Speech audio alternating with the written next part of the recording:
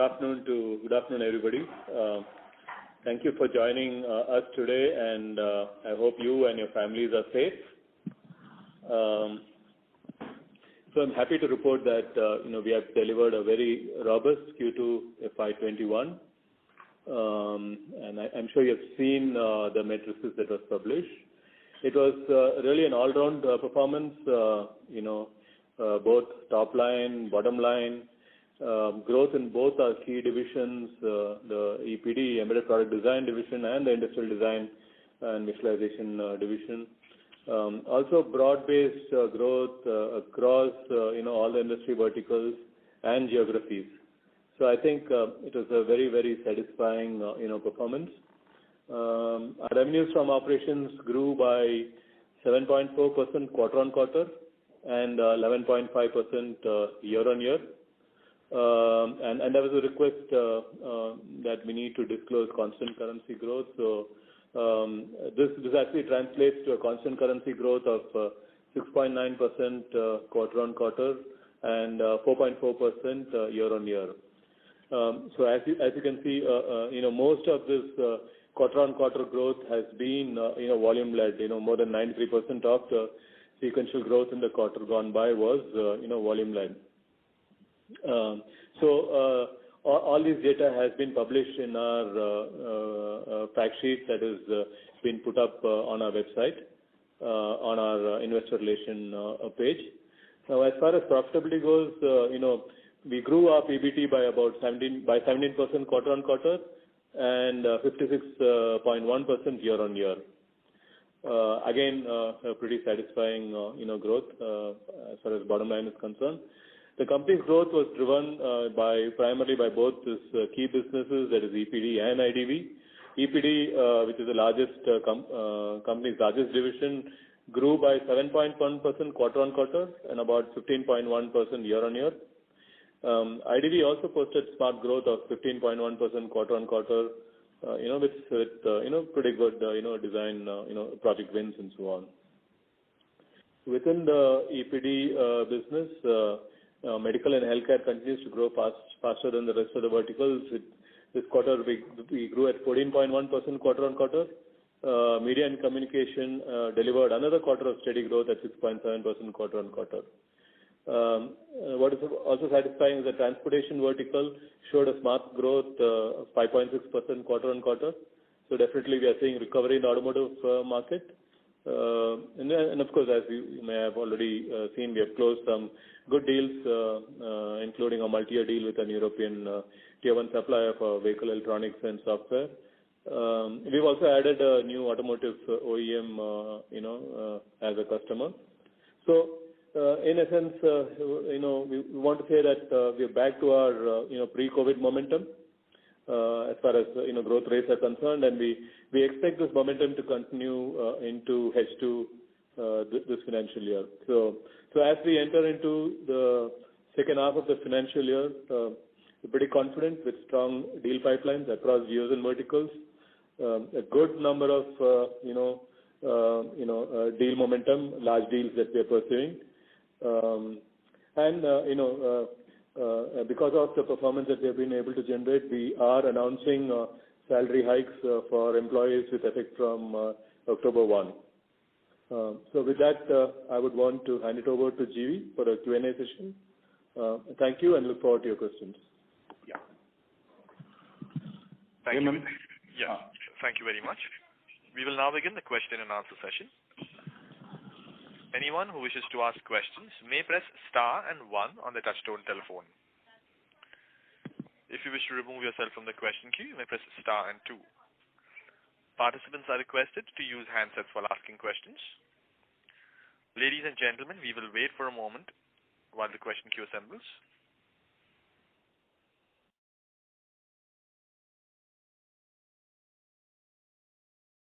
The first question is from the line of Keval Asher, as an individual investor. Please go ahead.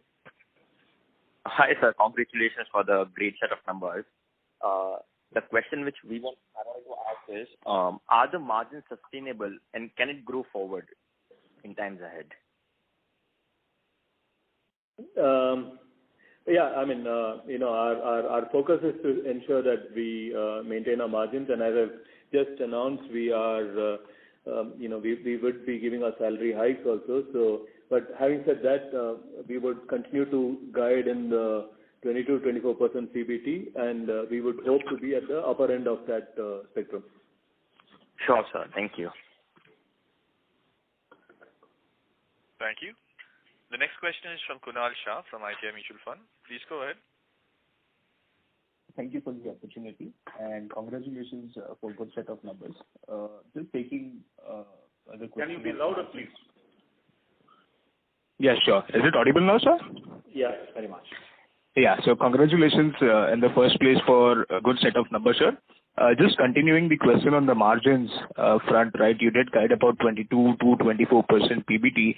Just wanted to understand 3-4 aspects. I mean, how should one look at the other expenses going ahead, because there would be a lot of discretionary expenditure, I believe, which would have been curtailed, and also our on-site offshore mix, right, has tilted very much in the favor of offshore from 57.4% to 65.3% in the recent quarter. So how should this shape up going ahead, having effect on our employee costs and other expenses? Any thoughts? Yeah, no, the on-site offshore ratio tilting towards offshore is what everyone dreams of, right? So I think that's in the right direction. If it continues and if you can move more work from on-site to offshore, our margins will only improve. So that is positive. Other expenses, even as we speak, 95% of our employees are working from home. So literally a lot of other expenses are not there, right? So discretionary expenses, employee celebrations, travel, so a number of those expenses. I think at least for the one quarter till we see opening up of the travel and so on, will continue to be muted. So I can't predict when things will get back to normal, but based on what people say, it looks like only next financial year we'll get back to normal. Okay.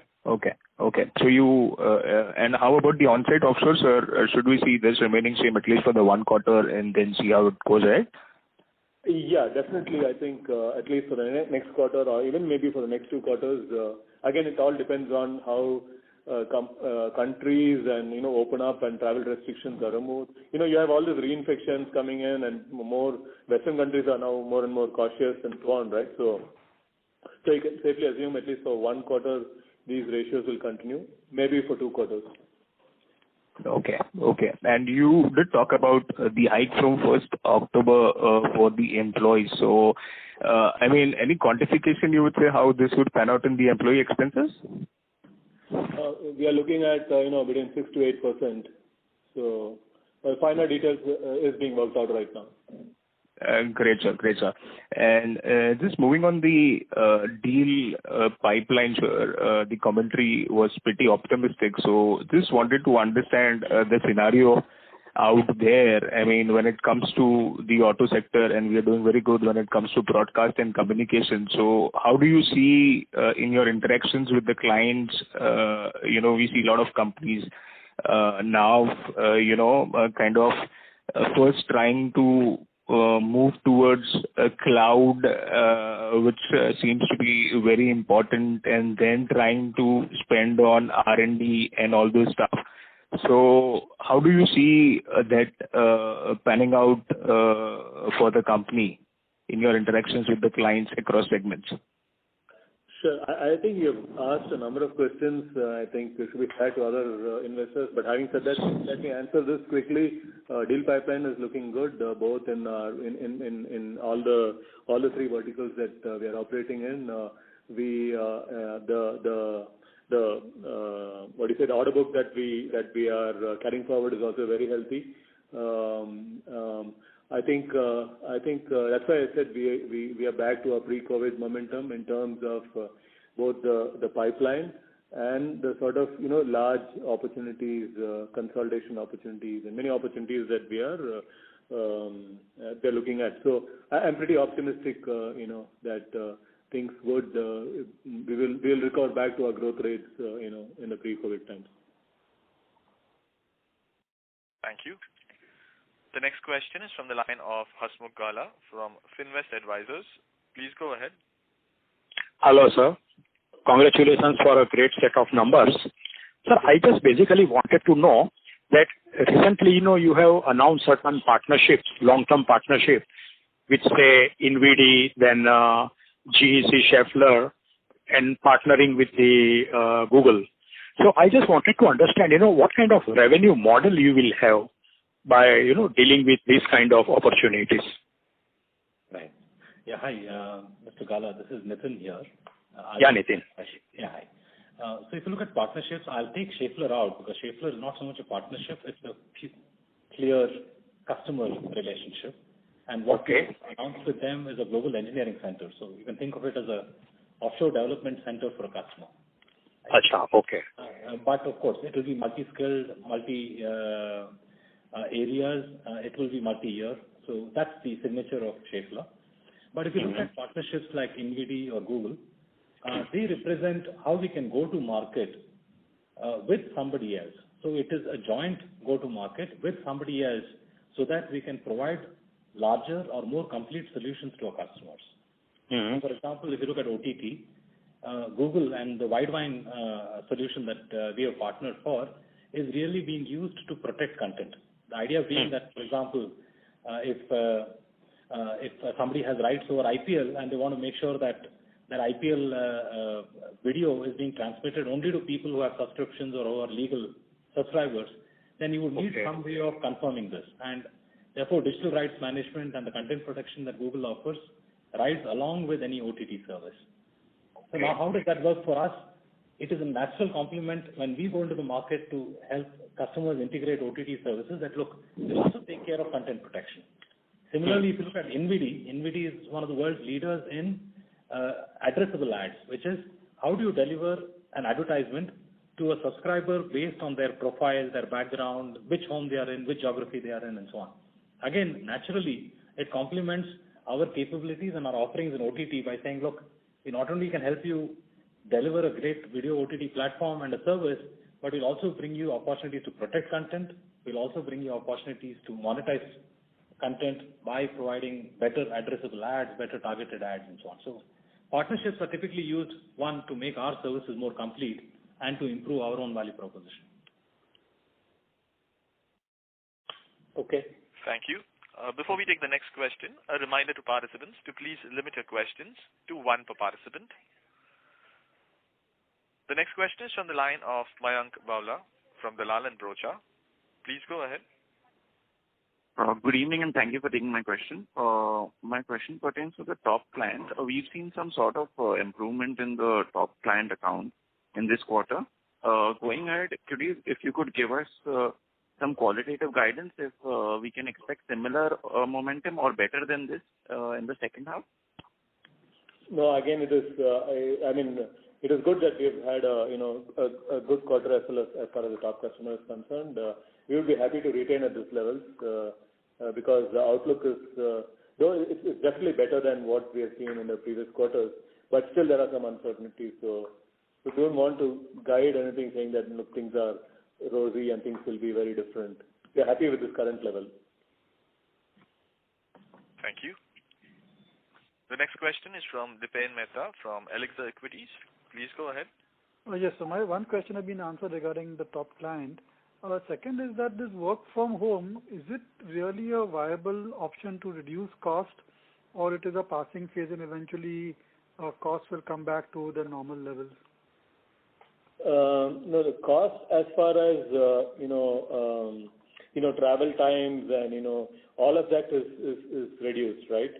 But IT costs and all of them have gone up. So actually, if you look at it, they cancel out. And unless you start closing down your offices and trying to reduce costs in that way, you will not gain any significant cost advantage by employees working from home. So as of now, we have not closed any offices. We continue to maintain all our offices. We'll take a call based on how this entire pandemic stands out. Thank you. The next question is from Raj Rishi, who's an individual investor. Please go ahead. Yeah, hi. I just want to find out whether, what sort of possibility is there for non-linear growth? Yeah, hi, Raj. This is Nitin here.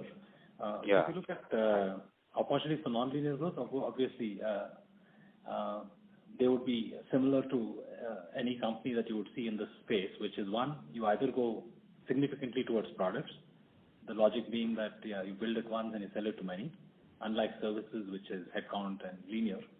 Option two would be that you go and acquire somebody else and therefore inorganically look at accelerating your revenue. We have initiatives going on both. Okay. Presently, how much of it would be your product IPR-based revenue as a percentage? So right now it is sub 5%. It's in the low single digits. Okay. And what's the aspiration, if you can share it with us, in say 2-3 years? So I would rather not call it so much as a product versus services aspiration. I think it is really a movement towards solutionizing. The idea being that as customers look at what they need to do in their own digital transformation, it's not just products that will answer it. It is solutions that couple products and certain accelerators along with services. And I think that is our aspiration, that it should strengthen our value proposition rather than become the value proposition. Okay. Can I squeeze another question, if it's possible? Since we are limiting it to an hour, if you can kindly come back. Okay. Thanks a lot. Thank you. Thank you. Thank you. The next question is from the line of Nitin Shakdher from Green Capital Single Family Office. Please go ahead.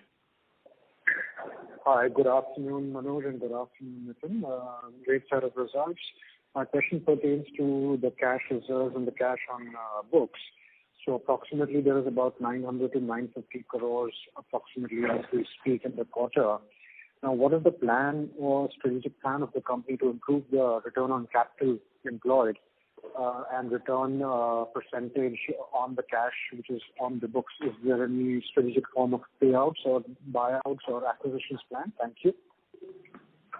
As Nitin has answered the previous question, we are definitely planning to see how we can use this cash reserves for inorganic options, right? So yes, there are some discussions going on.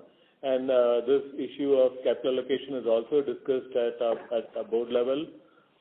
So we are working out certain options in terms of if you're not able to use these reserves effectively, what do we do with it? So there are some deliberations happening. So it's pretty early to come back and tell you what the allocation policy will be, but however subsequently we'll get back to you on this.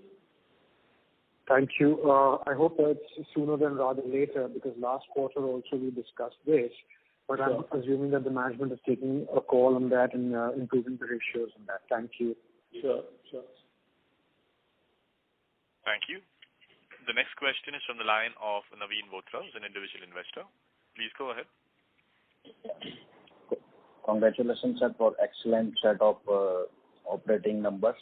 Thank you, sir. I may say highest ever top line and bottom line on TTM basis we have achieved. So congratulations to the team. My question is regarding the capital allocation policy. You have already told the earlier participant. My question is regarding the platforms business. We are having around, I think, 8 to 10 platforms. So what is our overall strategy to monetize the platform business, and how many are in the business we are using, and how many are in the development stage? Mr. Bothra, this is Nitin here, so maybe I'll take that question. Yes. In some sense, I'll go back to the products part, though products look very nice in the sense that it does look like you just had to develop it once and you can sell it infinitely without any further cost or effort. The reality is platforms and products do require continuous investment. And in that sense, at times, they can also be more difficult than the services business, because services you will deliver when required. While products, you will have to keep enhancing, keep developing, even if there are no active customers, simply because you want to make sure that it can compete successfully in the market that it operates. So to that extent, I think what we are definitely and consciously doing is making sure that the platforms are part of the value proposition that we take to customers. So for example, products like Falcon Eye or an Automate, which are products meant to automate test and validation for media or for automotive, is part of our service offering for test and validation services. Similarly, if you look at OTT, even as we go and talk to customers about how we can help them with OTT services, T-Play becomes a platform approach. And it's not that every customer will take that platform. There are certain customers who may only choose to take a part of what we have, like Autonomy. While it's a full autonomous platform, customers may choose only a single module, but what it leads to is services around that module and others.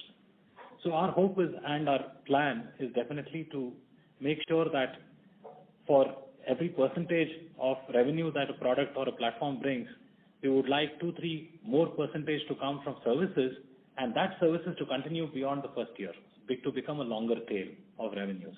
So that is really the goal. Okay. So regarding how many platforms are currently in business? Yeah. And so how many are under the development? Right. So at any point of time, we have about 1 or 2 active in every vertical. So if you look at media, we have T-Play, Falcon Eye. If you look at automotive, we have Autonomy, we have Automate. If you look at medical at this time, we really do not have a full platform. So we are investing in 1 or 2 in each of these verticals at this time. So there are some in development which are not yet announced. Thank you. The next question is from the line of Vijay, who's an individual investor. Please go ahead. Hello, hi.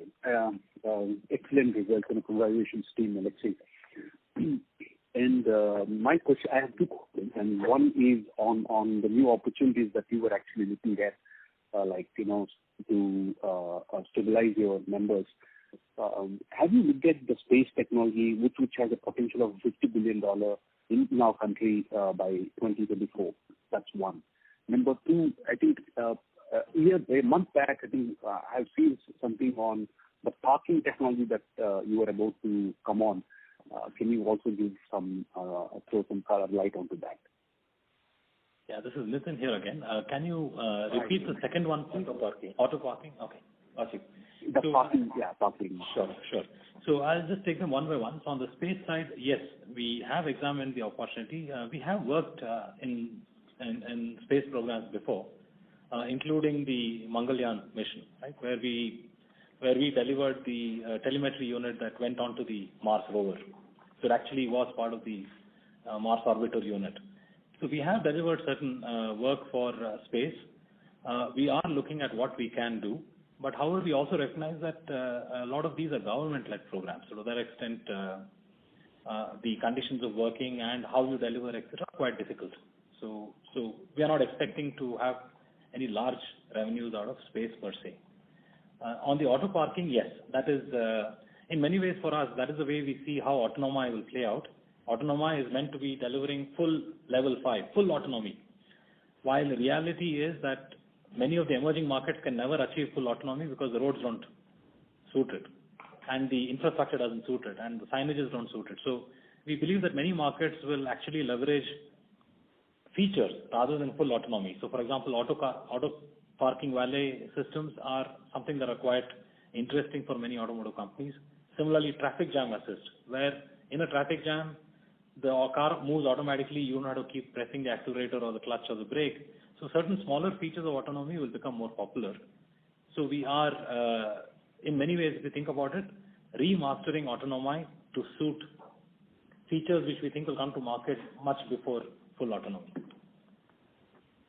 So that is something we're actively investing in. Thank you.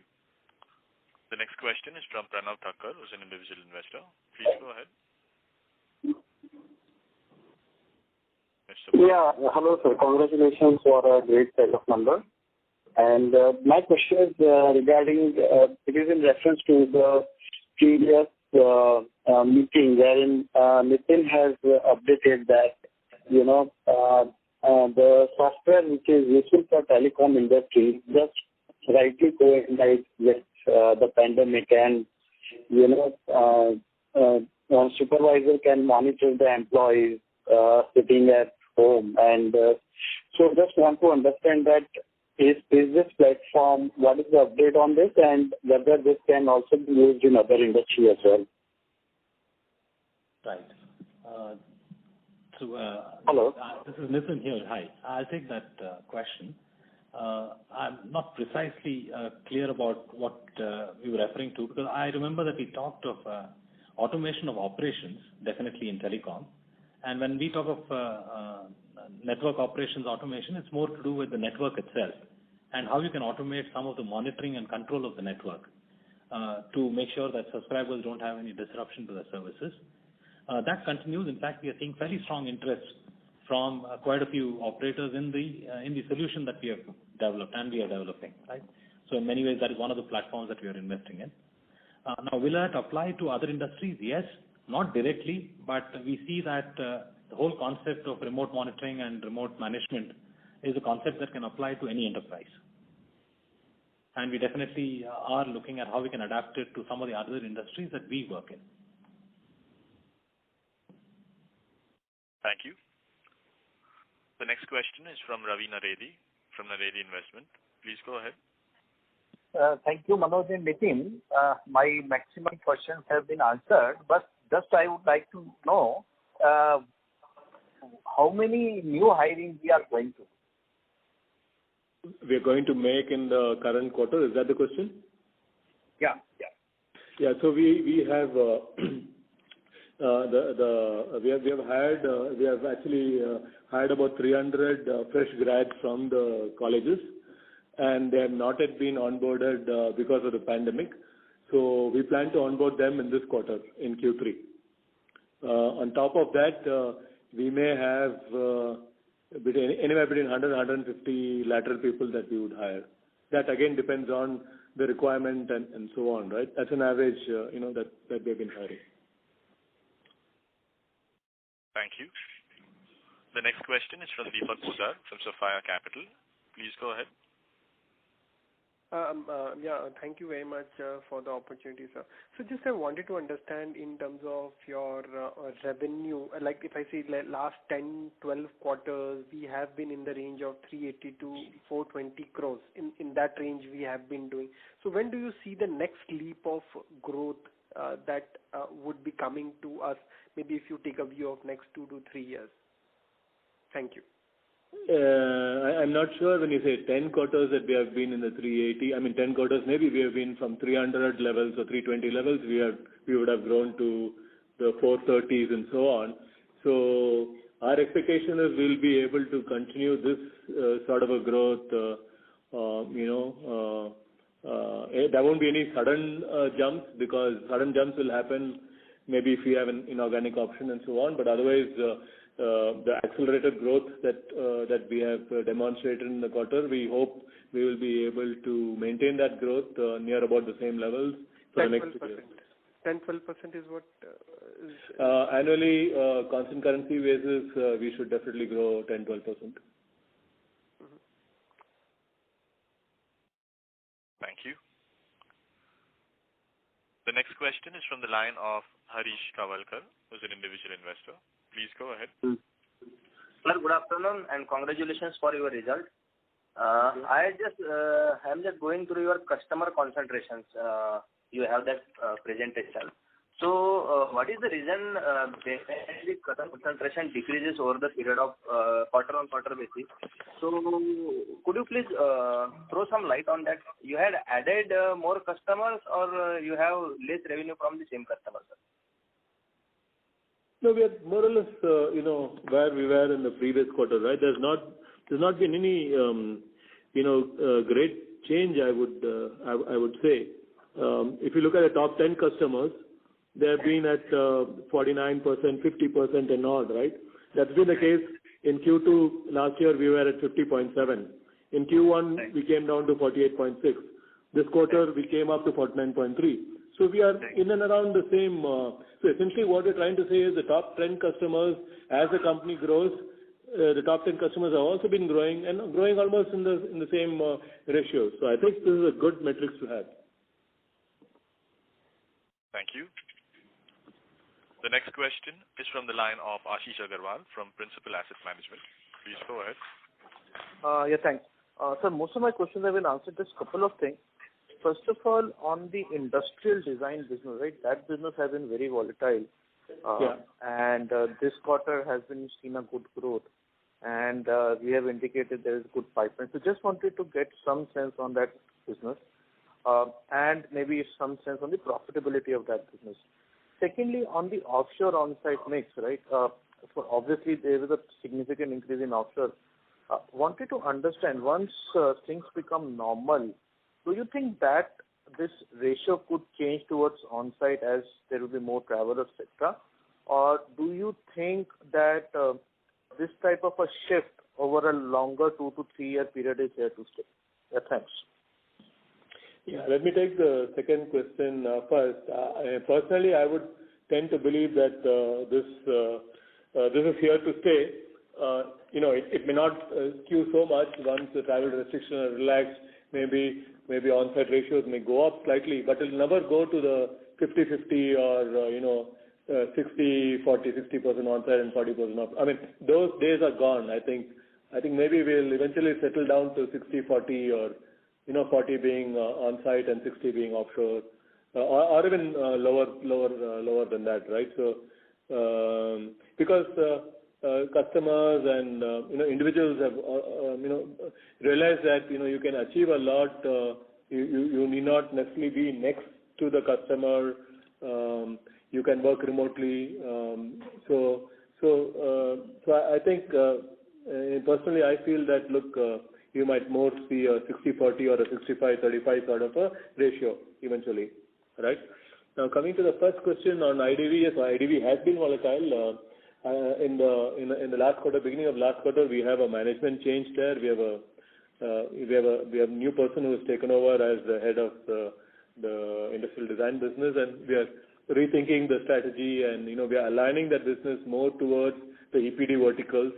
We have also restructured the sales team, and a lot more EPD sales team members are now carrying IDV numbers also. So there is a lot of cross-sell happening with existing customers. So I would say the focus for us is definitely to be a design-led company. That is the clear differentiation that we have as regards competition. So in the next 2 to 3 years, I would see IDV revenues growing much faster than EPD revenues. That is what, as an organization, we are focused on, and that is why the investments are going in. That's where the sales team, focus is there, and I believe that next 2 to 3 years, this will be a very, very key focus area in business for us, right? Margins are definitely lower than EPD at this point in time. That is because the top line has not grown. The billability is on the lower side. But once we have this customer acquisition and so on, margins will go back. A lot of the investments on the ground in terms of people and so on have happened. There is a leg room for increasing billability. So I think margins can only go up as long as our business grows. I hope I've answered your question. Thank you. The next question is from Hiten Jain from Invesco. Please go ahead. Yeah, hello. I hope I'm audible. Sure. Yes, please go ahead. Yeah. So, what explains the 14% sequential growth in other expenses, given that a large part of it is from travel and discretionary, which should have also ideally been muted this quarter? So, what explains sequential growth of 14% in other expenses? I think that is the H-1B visa charges, right? That we have to, it has been charged in this quarter. It's a one-time sort of a thing. Okay, but okay. And the even other income was quite low this quarter. Also, was there a significant forex loss? It was about 1.9 crores loss. I think it is not that significant. Yeah, and also other thing is because the interest portions came down because we had paid out our dividends last quarter, right? So the amount the interest bearing deposits came down. So I think that is another reason why other income is down. Yeah, and of course interest rates are also going down. Banks don't give us good interest. Yeah, what they used to. Thank you. The next question is from the line of Rohan Advani from Multi-Act. Please go ahead. Yeah. Am I audible? Yes, you are, Rohan. Yeah. So two quick questions. First, on medical devices. In the past, you said that it could contribute, 25% of our revenue over 3 years. So just wanted to understand, how is that vertical moving? How do you see the pipeline? And I think it's margin accretive. So does that stand?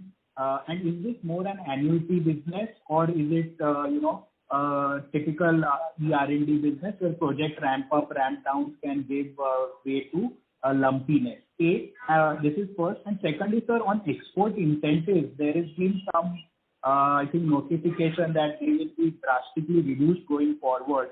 So can you quantify how much export incentives did we get, say, last year, and and if you heard anything on whether we'll get them this year or not? Thank you, sir. Sure. Yeah. So I have maintained that in a 3-year time frame, medical business should be about 20%, not 25%. And I think we are on the journey there. I think this quarter, almost 9% of our revenues came from medical business, so which is definitely positive. I think last year we were about 4 or 5%. Now we have come up to 9%. So definitely there is a lot of focus happening on the medical side, and as I told in the previous call also, investments in terms of sales and consultants and so on and so forth, all of them have happened. So that is something that we are pretty positive of. Medical business has multiple types of opportunities. Yes, there is a ER&D, that is a product design sort of a business. That could be a contract-based business. But then we have this entire regulatory piece, which is more annuity-based, and so you have a mix of both project-based as well as annuity businesses. But the good thing is we do see a lot of long-term, multi-year contracts in this business, and as you said, margins are pretty positive there, right? So from a medical business perspective, definitely we continue to be bullish. Regarding the export incentives, the export incentive rates are still not announced by the government, and we really don't know, what will be the rates and so on. So last year it was about 4 crores per quarter. Okay, and I think from the last quarter onwards we have not we're not shown this incentive at all. All right, so we are still waiting for the governments to announce the rates and so on. So it's approximately 4 crores per quarter. But the last 2 quarters, I think we have not considered this amount. Thank you. The next question is from the line of Hasmukh Kala from Finvest Advisors. Please go ahead. Yeah, sir, I would just like to continue my question because I was in cutoff. These new deals, etc., which we are entering, how are they going to change our revenue profile? So are we going to get any revenue share from these partnerships, or how is it going to work out? It all depends on deal-by-deal basis, right? There is no one answer there. Some deals are on revenue share. Some deals are the traditional time and material or fixed bid. So having said that, we are pretty open to see, depending on the nature of business and the customer that we are dealing with, we are pretty okay to even go from a revenue share perspective. We have actually done such deals, and I think that has been, at least in our experience, it has been pretty good. But however, it increases the risk profile, and we have to be careful while we are picking up such deals. And sir, COVID has opened up some new opportunities for us. What has opened up new opportunities? New opportunities. COVID, huh? Yeah. I can take that, Mr. Kala. So I think COVID is right. One is it is accelerated transformation towards anything that allows operations to continue without disruption. That's why I think one of the previous investors had asked about what we're doing in automation of operations and so on. So if you think about that, that is really coming from is being accelerated by COVID, where operators and enterprises want to make sure operations are not disrupted. So can you do remote monitoring, remote management, remote subscriber service management, and so on. And the second part that is happening is that certain classes of devices in medical have also seen accelerated development. For example, ventilators and so on, including re-engineering of ventilators to build them for lower cost profiles and so on. So I think we have seen projects like that. And what is happening on the telemedicine? I think in one of the interviews, our CMD said that you look at good opportunities in telemedicine space. That's right. So we are already working with certain customers in telemedicine. So we already are supporting certain telemedicine providers in software development and platform development. But however, we are also looking at what parts of a telemedicine solution we can support with our service. Okay. And sir, last question from my side. You said that you are looking at some M&A opportunities. Can you give us broad outline as to which are the areas we are looking at? Yeah, so Mr. Gala, that would not be, that's not publicly declared, but you can imagine that it is to accelerate our current verticals and our current capabilities. Okay. Thank you very much, sir. Wish you all the best. Thank you. Thank you. The next question is from the line of Bharat Sheth from Quest Investment Advisors. Please go ahead. Hi, sir. Congratulations, Mr. Raghavan and Nitin, on very excellent performance.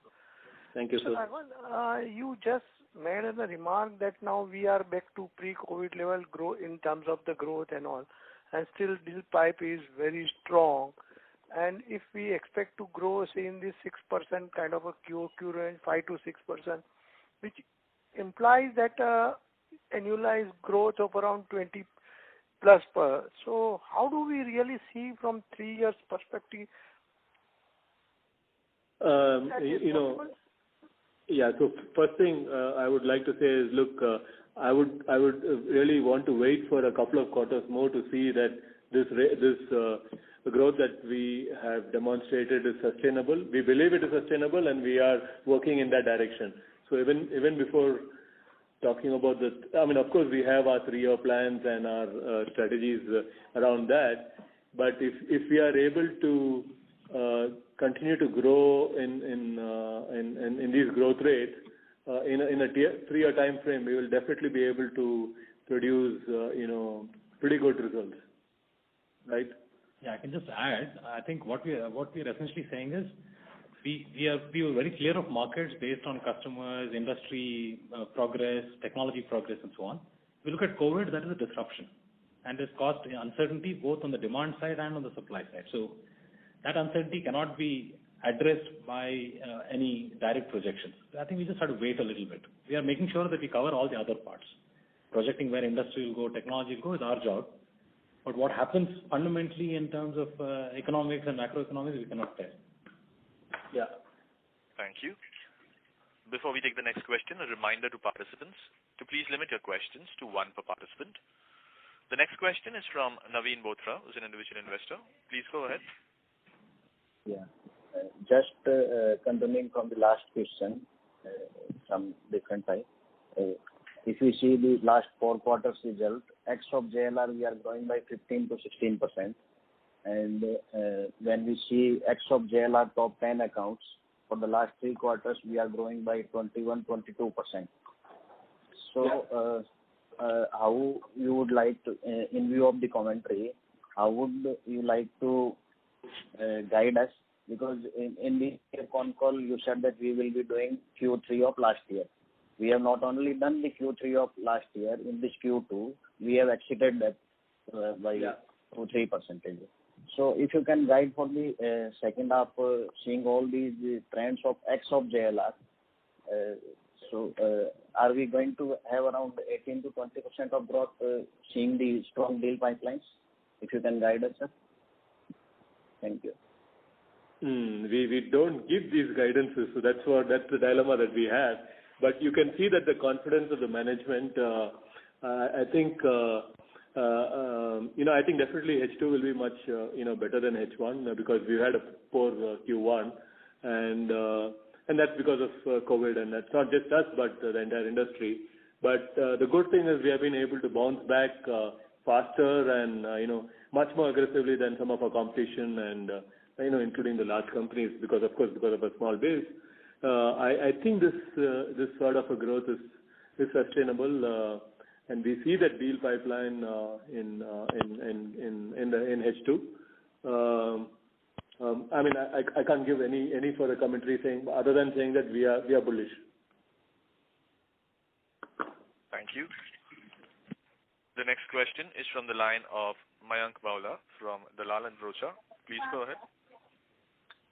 Sir, I would just like to ask, will a second round of lockdown in Europe impact our revenues from there? If you could give some your opinion or views.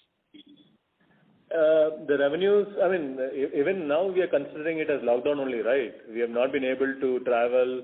Nobody is going. Everything is done virtually. So whether a lockdown is officially announced or not, it is almost like lockdown for us only. So I don't think it will matter for us. Thank you. The next question is from Nimish Shah from MK Investment Managers. Please go ahead. Yeah, thanks for the opportunity. So the Schaeffler deal, has the revenue started flowing in, or when will that when will the revenues from that deal start flowing in? Yeah, Mr. Shah, yes, we've already started on the engagement. So we already started off with the initial core teams, and we expect that to continue and grow. So there is some revenue that we have reported already in the quarter that has actually come from the Schaeffler engagement. Thank you.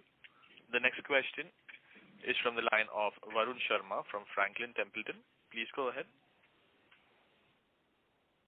Hi, Manoj and Nitin. My question is basically on, how have our sales teams and approach to, newer customers changed because of COVID? If you can just elaborate on that. And how are we taking up marketing activities and selling to newer customers in this environment? Yeah. So, Varun, I'm not sure we heard the question right. Can you just repeat that, please? No, how is the sales during COVID? How are we doing sales and how are marketing activities? Right. So sales. I think the good thing is, because of COVID, what has happened is everybody is working from home. So, including senior people in our customers' organization or the prospects organization, they're all working from home. So it is relatively, we believe that because of COVID, we have been able to reach to the decision makers quickly. They're able to give time to us. So everybody is working remotely. So instead of going to office and having those meetings, we are having those meetings remotely, and that is working perfectly fine. In fact, I would say better than during the pre-COVID era. Marketing, yes, a lot of marketing now is focused on digital marketing and so on. So there are, you would see if you look at it, our social media presence. You would see Tata Elxsi social media presence has increased drastically in the last quarter. Number of releases that we are making and solutions that are being offered and so on. So yes, marketing is moving digital, and I think that is the way to go. Thank you. The next question is from the line of Senthil Manikandan from iThought Financial. Please go ahead. Hello. Can you hear me? Yes, please. Yeah. So my question is first specifically to the transportation vertical.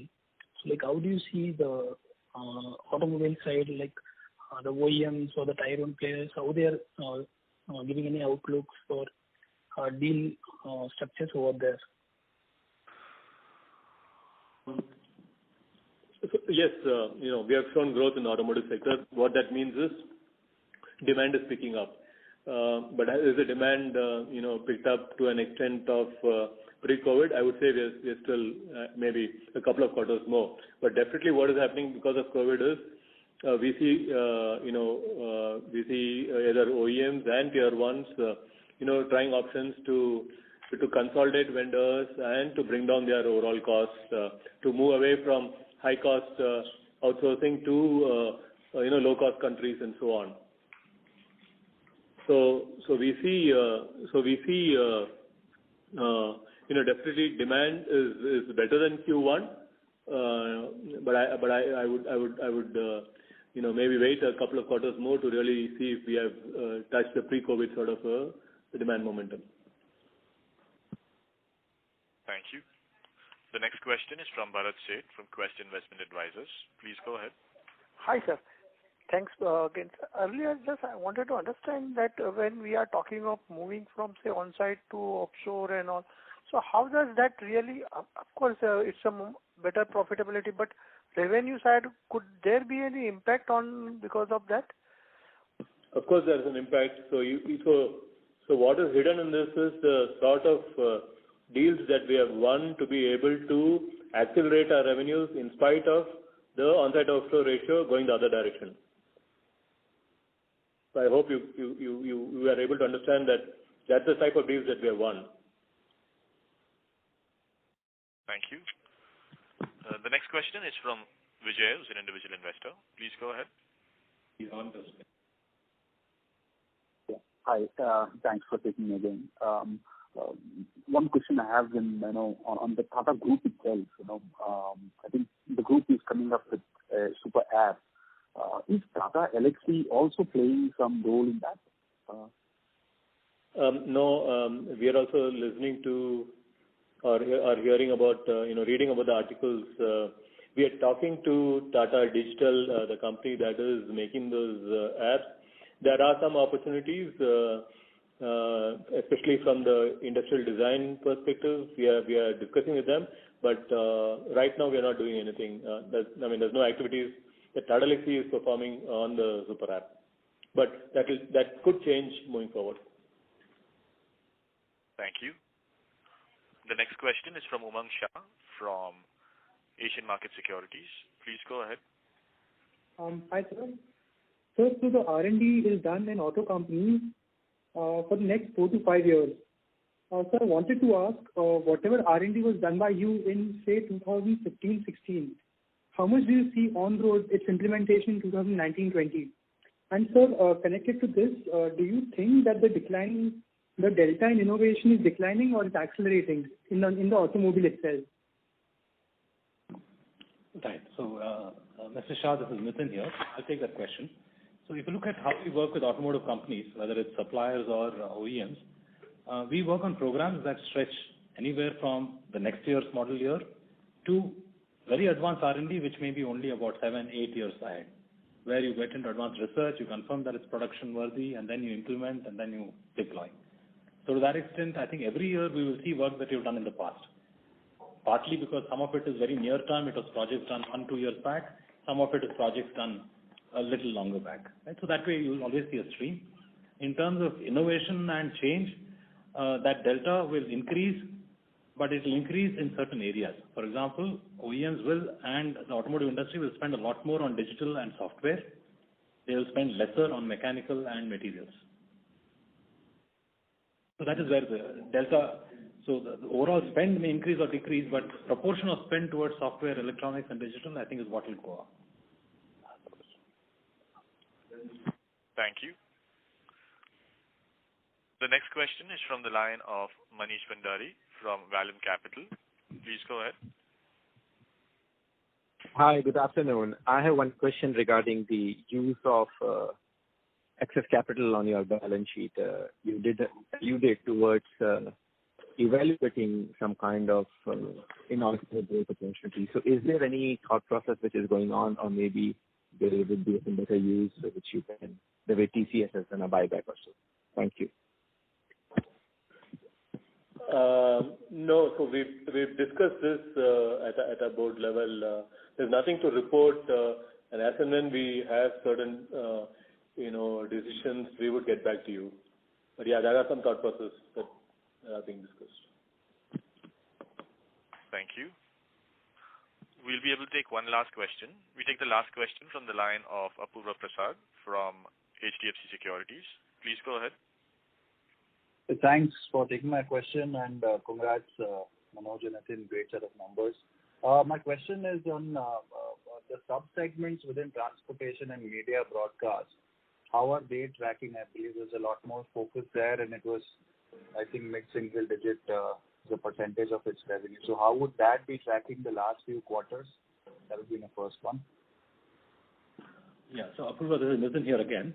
As far as automotive is concerned, I think what we are seeing and we continue to see is that connected and infotainment continues to lead and accelerate. That's very near term, while electric follows and ADAS comes last.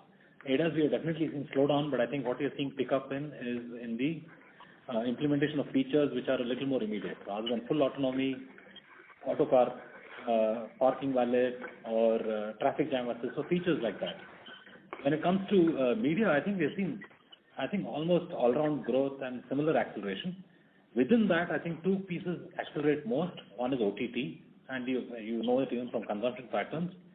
The second is broadband and data-led services, simply because that is an enabler for OTT in any case. So irrespective of who you consume media from, you definitely need broadband and data services from your operators. So that is the way I would look at it. Medical, I think, has been unaffected, so it continues. Yeah. So Nitin, how would the size and scale of these sub-segments be currently, so be it new media, OTT, or some of the adjacencies that also you were looking at within the transportation segments? Right. So at this time, we are not really calling out those percentages, Apurva. So hopefully we'll mature to that in a quarter or two in terms of starting to call out the sub-segments. But I think as far as adjacencies go within transportation, I think we have mentioned that is about 4-5%. What we're doing in rail, off-road, etc., has been in the in the single digits for us right now as far as overall automotive or the transportation business goes. Good. And just finally, any scale consideration in terms of the inorganic, which is planned, any ballpark numbers in terms of what is the scale of acquisitions that you're looking at? Not really. Not at all. Okay. All the best. Yeah. Thank you so much. Thank you very much. We'll take that as the last question. I would now like to hand the conference back to Mr. Vaidyanathan for closing comments. Yeah. On behalf of Tata Elxsi, thank you all for joining the con call. And I would also like to thank Nitin and Manoj for taking the queries. Hope to see you in the next con call in January. Thank you. Thank you. Thank you, everybody. Have a good day. Thank you very much. On behalf of Tata Elxsi Limited, that concludes